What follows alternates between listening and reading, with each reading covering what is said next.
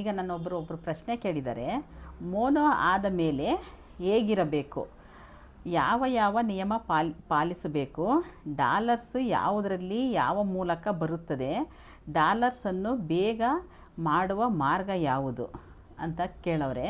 Mono ಆದಮೇಲೆ ಹೇಗಿರಬೇಕು, mono ಆದಮೇಲೆ ಆದಷ್ಟು ವೀಡಿಯೋಸ್ ಹಾಕಬೇಕು. ಒಂದು ದಿನನೂ ಬಿಡ್ದೇ ವೀಡಿಯೋಸ್ ಹಾಕಿದ್ರೆ ನಮಗೆ ಡಾಲರ್ಸ್ ಬೇಗ ಬರುತ್ತೆ.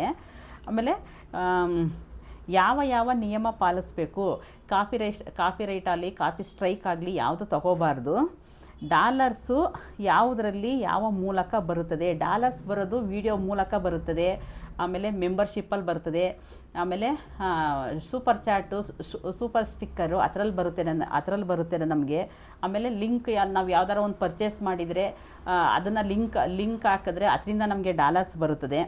ಡಾಲರ್ಸನ್ನು ಬೇಗ ಮಾಡುವ ಮಾರ್ಗ ಯಾವುದು, ಬೇಗ ಅಂದರೆ ಅದನ್ನೇ ನಾವು ಬೇಗ ವೀಡಿಯೋಸ್ ಹಾಕಿದಷ್ಟು ನಮಗೆ ಡಾಲರ್ಸ್ ಕೌಂಟ್ ಆಗುತ್ತದೆ ಅಷ್ಟೇ. ಬೇಗ ನಾವು ಎಷ್ಟು ವೀಡಿಯೋಸ್ ಹಾಕ್ತೀವಿ, ವೀಡಿಯೋಸ್ ಜನ ನೋಡ್ದಂಗೆ ನಮಗೆ ಡಾಲರ್ಸ್ ಕೌಂಟ್ ಆಗುತ್ತೆ.